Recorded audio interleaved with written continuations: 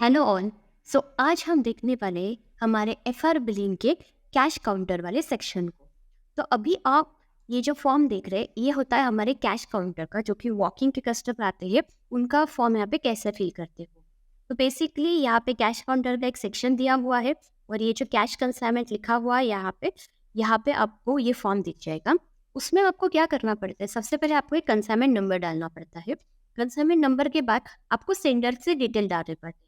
तो सेंडर के डिटेल में आपको फ़ोन नंबर, ईमेल, सेंडर का जो भी नाम होगा वो, उसके कंपनी का जो भी नाम होगा वो, उसका जो भी एड्रेस है वो, उसकी जो भी सिटी है, स्टेट एंड पिन कोड।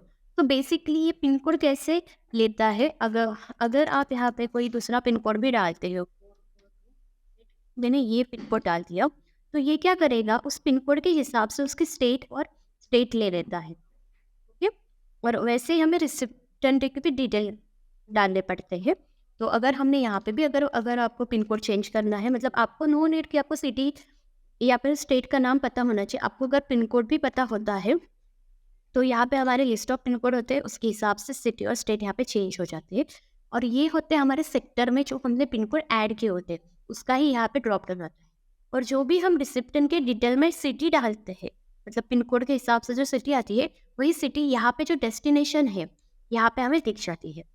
उसके बाद हम शिपमेंट की टाइप यहाँ पे देख सकते हैं, डॉक्स है, नॉन डॉक्स है, एयर है, सरफेस है या इंटरनेशनल है, उसके हिसाब से यहाँ पे अलग अलग चार्जेस दिखाई देते हैं। तो और उसकी फिर हमें क्वांटिटी और हमारा जो एक्चुअल वेट है वो एक डालना पड़ता है। और वॉल्यूमेट्रिक वेट जो होता है वो यहाँ पे दिए कि ये जो सेक्टर्स है इसके हिसाब से वहाँ पे कैलकुलेट होता है। यहाँ पे हम डिस्क्रिप्शन डाल सकते हैं, डिस्क्रिप्शन ऑफ गुड्स, मतलब कि अगर आपका जो पार्सल आप भेज रहे हो वो क्या है, उसके रिलेटेड की इन्फॉर्मेशन और उसकी जो भी अमाउंट है वो आप यहाँ पे डाल सकते हो। उसके बाद आता है चार्जेस वाला पार्ट। चार्जेस में आप यहाँ पे इंश्योरेंस क्लेम भी कर सकते हो। 2% का आपने इंश्योरेंस डाला है, अमाउंट आपने कुछ 90 डाली है, तो उसके हिसाब से यहाँ पे कैलकुलेट हो जाता है। जो भी आप अमाउंट डालते हो वो यहाँ पे आ जाती है। लेट मी कि मैं यहाँ पे 400 करती हूँ, तो बाय डिफ़ॉल्ट टोटल में चेंज हो जाती है। और डिस्काउंट भी मैंने कुछ 25 किया तो ये चेंज होती है ऑटोमेटिकली। तो ये जो है amount, research charge, GST, discount, ये आपको डालना पड़ता है। उसके बाद यहाँ पे हमने ड्रॉप डाउन दिया है जहाँ पे आप सिलेक्ट कर सकते हैं इन्वेलप है या बॉक्स है।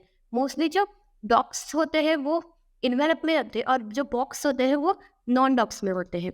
तो उसके हिसाब से आप यहाँ पे चार्जेस डाल सकते हो। लास्ट में हमारा जो स्टेप है वो है कैश, क्रेडिट, चेक और कार्ड का, मतलब कि पेड अमाउंट उन्होंने कितना किया है। यहाँ पे आप पेड अमाउंट में कम अमाउंट भी डाल सकते हो। अगर किसी ने सिर्फ 300 किया है तो आपको यहाँ पे उसकी बैलेंस अमाउंट ऑटोमेटिकली दिख जाएगी। उसने कैश दिया है, क्रेडिट दिया है, चेक दिया है, कार्ड दिया है, अदर दिया, उसकी भी डिटेल आप यहाँ पे डाल सकते हो। और जब आप ये सेव करते हो तो ये हमारे जाता है बुकिंग लिस्ट में। तो बुकिंग लिस्ट में जो कि हमने बुकिंग में देखा था, वहाँ पे जो बुकिंग की लिस्ट में यहाँ पे वो दिख जाएगी। हमारी जो चेक बुकिंग लिस्ट है इस लिस्ट में वो शो हो जाएंगी।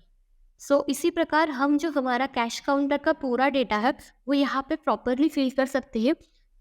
और यहाँ पे जो भी वॉकिंग कस्टमर है उनका ये डेटा होता है। So it will be easy कि आप मंथली बिलिंग और आपका डेली बिलिंग भी एक ही सॉफ्टवेयर में कैलकुलेट कर सकते हो। So thank you so much. Next video के लिए अपडेट।